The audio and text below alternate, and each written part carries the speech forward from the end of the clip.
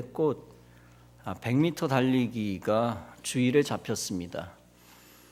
강력한 우승 후보인 영국의 에릭 리라고 하는 사람은 출전 포기를 선언했습니다. 주일에는 경기를 하지 않겠습니다. 예배드리는 일이 더 중요합니다. 이런 주일 성수를 위한 에릭 리의 결단에 온갖 비난이 쏟아졌습니다. 영국인들은 그를 조국의 배반자, 옹졸한 신앙인이라고 몰아붙였습니다. 며칠 후 에릭은 400m 경기에 출전했습니다. 중거리는 자신의 주 종목이 아니었습니다. 그런데 에릭 리는 처음부터 무서운 속도로 질주했습니다. 관중들은 걱정스러운 표정을 지었습니다. 저렇게 달리다가 심장이 터져 죽을지도 모른다. 그러나 에릭 리는 예상을 뒤엎고 세계 신기록으로 금메달을 차지했습니다. 기자들이 우승 소감을 묻자 그는 이렇게 대답했습니다. 처음 200m는 내가 뛰었습니다. 그리고 나머지 200m는 하나님이 직접 달리셨습니다. 이렇게 그는 인터뷰 가운데 하나님께 영광을 돌린 것입니다. 그를 향한 국민들의 비난이 찬사로 바뀌었습니다. 그의 용기 있는 결단과 투철한 신앙에 오히려 박수를 보냈습니다. 이렇게 엄청난 비난 앞에서도 신앙의 지조를 지켰고 주일 성수의 서원을 지켰습니다. 국가의 압력, 국민의 압력을 뛰어넘는 신앙적 결단이 있었기에 그것은 단순한 결단이 아닙니다. 그의 결단은 하나님 앞에서 약속한 서원이나 마찬가지였습니다. 이렇게 하나님 앞에서 사람 앞에서 신앙적 약속을 지킬 때 하나님이 영광 받으시는 것입니다. 그리고 하나님은 약속을 목숨처럼 지킨 자의 인생을 책임지시고 영광스럽게 하시는 것입니다. 본문은 한나라는 여자가 하나님 앞에서 서원한 내용입니다. 서원하여 가로되 만군의 여호와여, 만일 주의 여종의 고통을 돌아보소서. 나를 생각하시고 주의 여종을 잊지 마소서. 그리고 아들을 주옵소서. 그리하면 그의 평생의 그를 여호와께 드리겠습니다. 삭도를 그 머리에 대지 아니하겠습니다. 이렇게 강력하게 서원하게 된 동기가 있었습니다. 엘가나라고 하는 사람에게 두 아내가 있었습니다.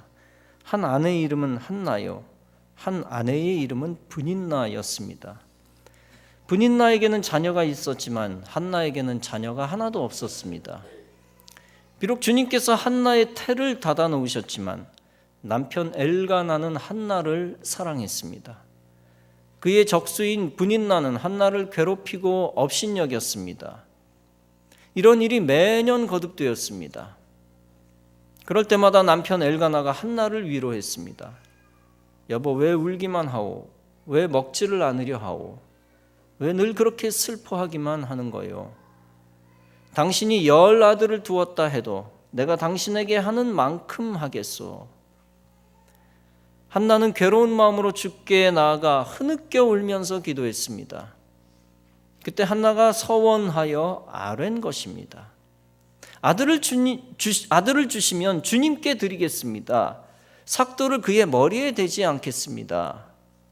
즉 완전히 하나님께 바치겠다는 뜻입니다. 한나가 계속 기도를 드리고 있는 동안에 제사장 엘리는 한나의 입술을 보았습니다.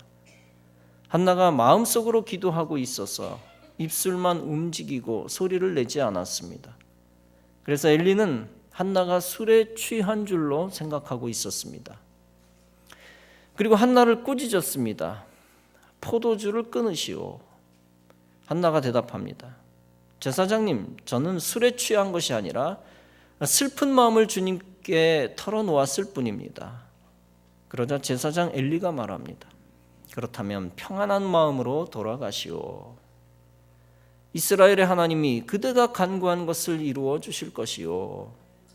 한나가 그 길로 가서 음식을 먹었고 슬픈 기색을 띠지 않았습니다. 다음 날 아침 그들은 일찍 일어나 주께 경배를 드리고 나서 라마에 있는 집으로 돌아갔습니다. 주님께서 한나를 기억하여 주셨습니다. 한나가 아들을 낳았고 그 이름을 사무엘이라고 지었습니다. 한나는 남편 엘가나에게 말합니다. 나는 아이가 젖을 뗀 다음에 아이를 주의 집으로 데리고 올라가겠습니다. 그리고 아이가 평생 그곳에 머물러 있게 하려고 합니다. 나는 평생 그를 나실 사람으로 삼겠습니다. 나실 사람으로 주님께 바치겠습니다. 남편 엘가나가 대답합니다. 당신 생각에 그것이 좋으면 그렇게 하시오. 주께서 당신의 말대로 이루어 주기를 바라오. 결국 그들은 실로에 있는 주의 집으로 가서 제사장 엘리에게 맡깁니다. 그런 다음에 그들은 그곳에서 주님께 경배했습니다. 아들 사무엘은 장차 위대한 제사장으로 성장했습니다. 이렇게 그는 어렸을 때 하나님의 부르심을 받았습니다. 하나님이 그에게 함께 하셔서 그의 말이 하나도 땅에 떨어지지 않게 하셨습니다. 그래서 온 이스라엘 백성이 사무엘이 하나님의 선지자임을 인정했습니다. 사무엘은 블레셋 나라가 강성해질 때 이스라엘 백성들에게 우상 숭배하지 말라고 명령했습니다. 또한 그는 미스바에서 금식기도 성회를 열어 죄를 고백하게 합니다. 그리고 하나님의 은혜가 다시 임하도록 기도했습니다. 그때 하나님이 우레를 통해 블레셋을 패배하게 만드셨습니다. 사무엘이 살아있는 동안 블레셋은 이스라엘을 넘보지 못했습니다. 마지막 사사였던 사무엘은 초대 이스라엘 왕 다윗에게 기름을 부었습니다. 그리고 그를 신앙적으로 권면하고 때로는 질책하기도 하였습니다. 이처럼 사무엘은 이스라엘을 신정정치로 잘 다스렸고 왕정정치로 넘어갈 때 하나님 신앙 유산을 잘 물려주었습니다.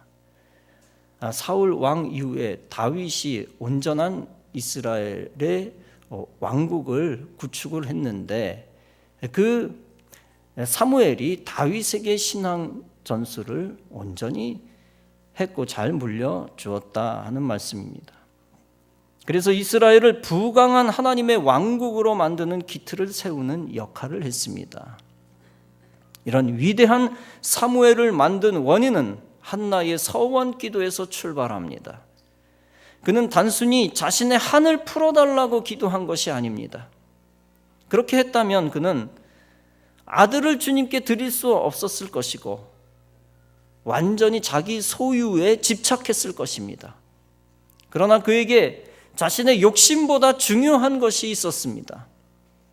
그것은 여전히 하나님의 영광과 이스라엘과 하나님의 집이었습니다. 그리고 그녀에게 중요한 것이 있었습니다.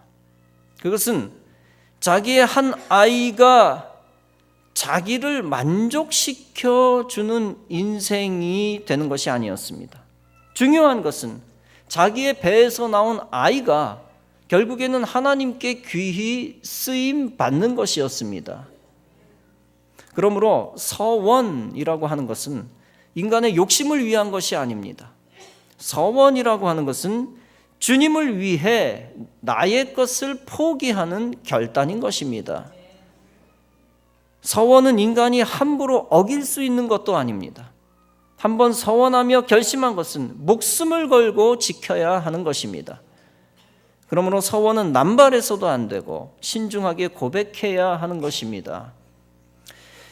그렇다고 해서 우리 신앙생활 가운데 서원과 같은 결단이 전혀 없어서는 안 됩니다. 다시 말해서 엄청난 서원이 아니라도 좋습니다. 단지 하나님 앞에서 내 것을 포기하는 결단이 우리에게 있어야 한다는 것입니다. 왜냐하면 진정한 축복의 열매를 얻기 위해서입니다. 우리가 하나님께 복 달라고 기도만 해서는 안 됩니다. 그저 돈 많이 벌게 해달라고, 부자가 되게 해달라고 기도만 해서는 안 됩니다. 내가 합격하게 해달라고, 내가 원하는 곳에 가게 해달라고 기도만 해서는 안 됩니다. 병 고쳐달라고 기도만 하고 끝나서는 안 됩니다. 기도하면서 피땀도 흘려야 하고 공부도 열심히 해야 되겠지요. 게으름도 청산하고 생활 습관도 바꾸고 필요한 지식도 얻으려고 노력해야 되겠지요.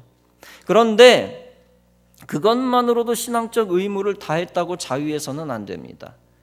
주님 앞에 사생결단하는 결심을 보여야 합니다. 주님, 나에게 복의 복을 더하여 주옵소서. 내 기도를 들어 주옵소서. 대신 주님, 내가 11조를 시작하겠습니다. 주님, 내가 새벽 예배를 일생 드리겠습니다. 세상 쾌락을 다 끊고 술, 담배 다 끊고 교회를 위해 충성하겠습니다. 이제부터는 세상을 위해서가 아니라 주님을 위해 시간과 재능을 바치겠습니다. 병을 고쳐주시면 나만 위해서가 아니라 남을 살리기 위해 살겠습니다. 내 목숨을 구해주시면 일생 복음을 위하여 선교하며 살겠습니다. 하나님은 이런 결심들을 기억해 주실 것입니다. 그리고 주님께서 이런 헌신의 결단을 보시고 복을 주실 것입니다. 환난을 면케하시고 형통의 시온의 대로를 열어주실 것입니다. 시편 116편은 말씀합니다. 내가 여호와의 모든 백성 앞에서 나의 서원을 여호와께 갚으리로다. 즉 헌신을 결단한 후에 모른 척하지 않고 실제 헌신하겠다는 것입니다. 잠언 5장은 말씀합니다. 네가 하나님께 서원하였거든 갚기를 더디게 말라. 하나님은 우매자를 기뻐하지 아니하시나니 서원한 것을 갚으라. 요나가 불순종할 때 큰 물고기가 그를 삼켰습니다. 그때 요나가 이렇게 기도합니다. 내가 스올의 뱃속에서 부르짖어 쌌더니 주께서 나의 음성을 들으셨나이다. 나는 감사하는 목소리로 주께 제사를 드리며 나의 서원을 주께 갚겠나이다. 구원은 여호와께로서 말미암나이다. 그 기도가 끝나자 하나님이 그 물고기에게 명하십니다. 그러자 물고기가 요나를 육지에 토합니다. 그리고 니느웨로 가서 회개를 촉구하라 라고 명령하십니다. 그 명령에 따라 니느웨에 하나님의 심판이 있음을 선포합니다. 그러자 놀랍게 니느웨 백성이 하나님을 믿고 금식을 선포하고 회개합니다. 하나님이 재앙을 그들에게 내리지 않습니다. 여기서 우리가 알 수 있는 것이 있습니다. 하나님께 헌신을 다짐하는 서원도 하나님의 섭리 속에서 나온 것이라는 것입니다. 인간적인 관점에서 보면 요나가 생명 살려달라고 했고 헌신하겠다고 결심했습니다.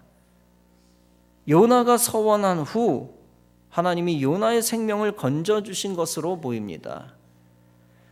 그러나 깊이 들여다보면 하나님의 계획입니다. 하나님이 요나가 서원할 수 있는 은혜와 기회를 주신 것입니다. 즉 요나가 서원했다라기보다는 하나님이 그로 하여금 서원하게 하신 섭리인 것입니다. 하나님이 서원하게 하셨다. 생명의 위태함과 절박함 가운데서 위대한 신앙 고백이 탄생하게 한 것입니다. 그 섭리에 따라 서원을 통해 요나는 순종하였고 어마어마한 큰 도성 니느웨가 구원받는 역사가 일어난 것입니다.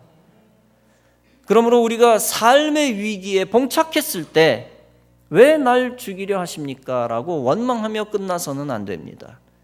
오히려 위기를 탈출하게 해달라고 기도도 하고 주님을 위해 충성하겠다는 결단도 해야 합니다. 주님은 우리가 고난 가운데 있을 때 우리가 깨닫기를 원하시는 것들이 있습니다. 우리가 교만하게 살았거나 신앙적으로 게으르게 살았을 때 주님은 우리를 스올 같은 위기에 넣으십니다. 우리가 세상만 바라보거나 물질만 사람만 의지하거나 교회와 제단을 멀리 할 때 나락에 빠지게 하십니다. 그때 요나의 심정으로 하나님께 매달리고 무엇인가 헌신을 결단해야 합니다. 그렇게 헌신하겠다는 결심은 하나님이 주신 마음의 소원입니다. 그 결심은 작게는 신앙 결심이며 크게는 서원입니다. 절박함의 정도에 따라, 믿음의 분량에 따라 작은 신앙 결심이 나오기도 하고 큰 서원이 나오기도 합니다. 그 어떤 것이든 일단 주님과 사람 앞에 선포한 결심은 일생 지켜나가야 합니다. 아일랜드의 한 청년이 결혼식을 하루 앞두고 있었습니다. 불행하게도 사랑하는 약혼녀가 익사해 사망했습니다. 큰 아픔을 당했습니다. 그는 슬픔을 극복하지 못하고 절망의 늪에 빠졌습니다. 친구들과 주위 사람들의 권유에 따라 이 청년은 아픔의 장소를 피하여 캐나다로 갔습니다. 그러나 그곳에 안주하기도 전에 또 충격적인 소리를 듣습니다. 고향에 계신 어머니가 중병으로 죽어가고 있다는 것입니다.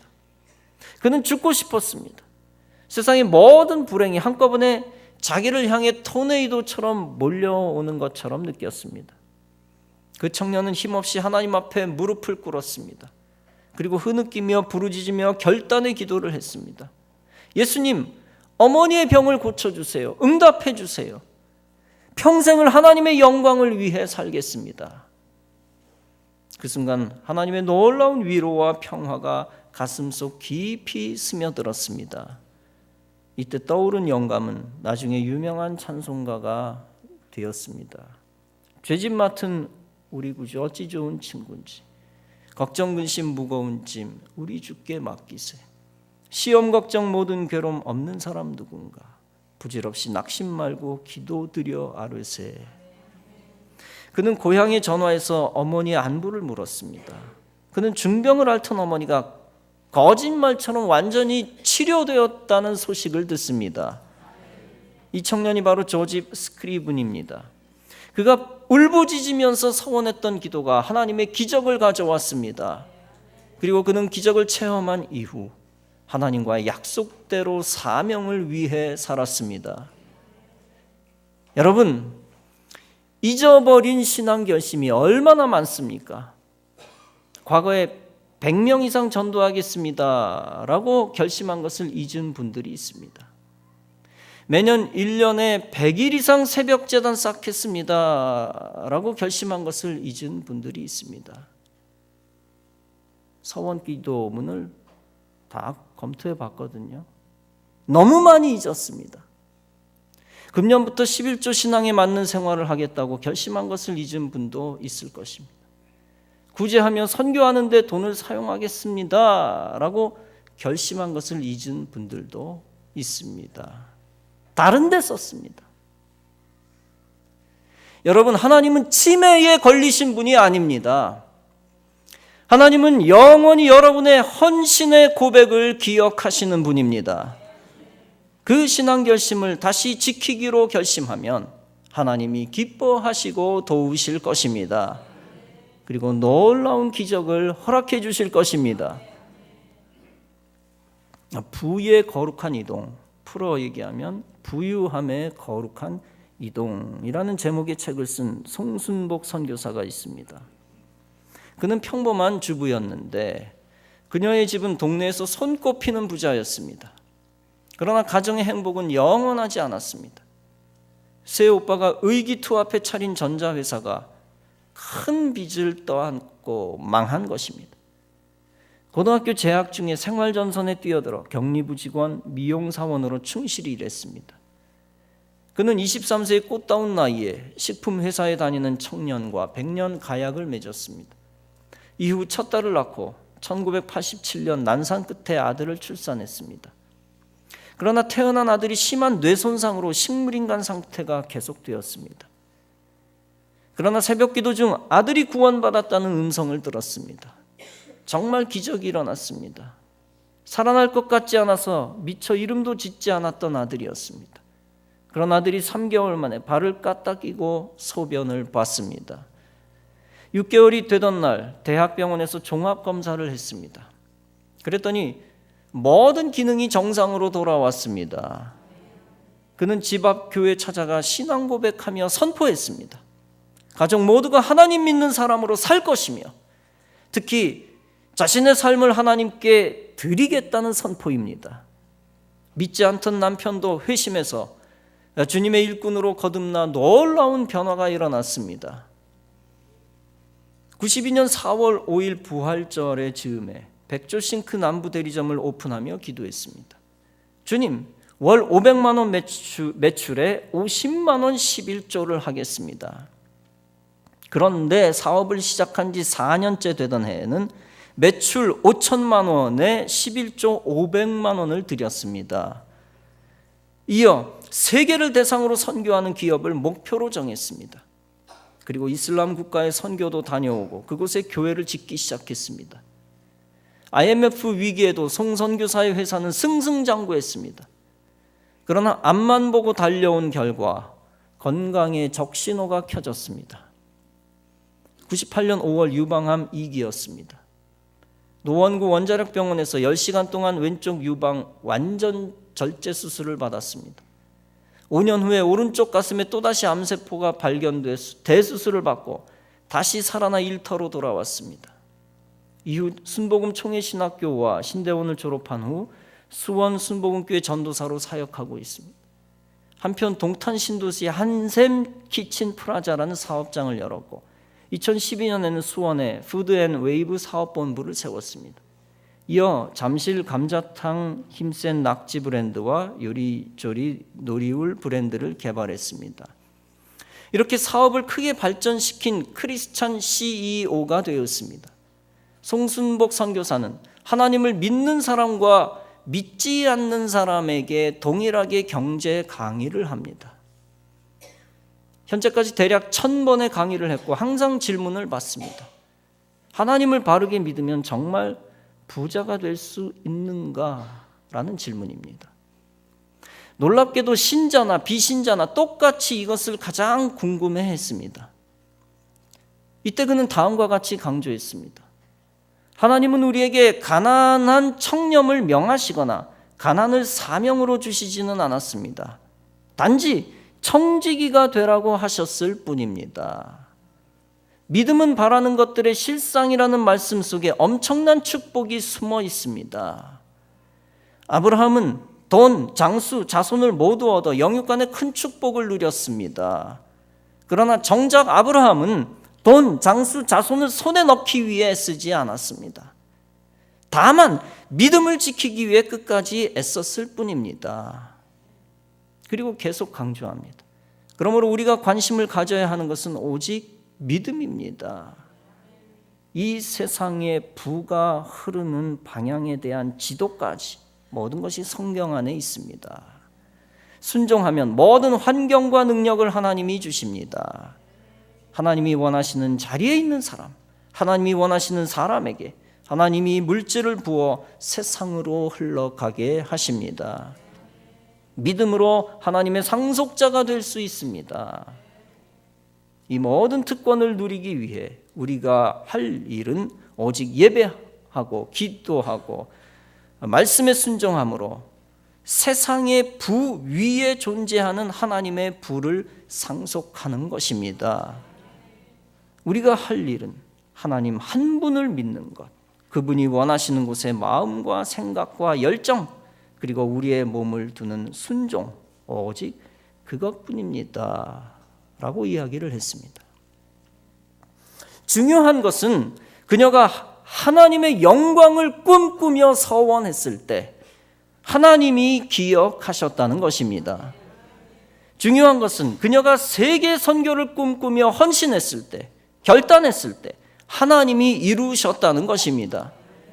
그리고 그녀가 살려달라고 생명을 구할 때 그냥 구한 것이 아니라는 것입니다. 그녀가 인생을 주님께 드리겠습니다 라는 결심이 동시에 있었다는 것입니다. 그때 하나님이 그 헌신의 신앙 고백과 결단을 보시고 역사하셨다는 것입니다. 그냥 얻기만을 구하는 것으로 끝나서는 안 됩니다. 그것만으로는 안 됩니다. 반드시 결단이 첨부되어야 합니다. 아울러져야 합니다.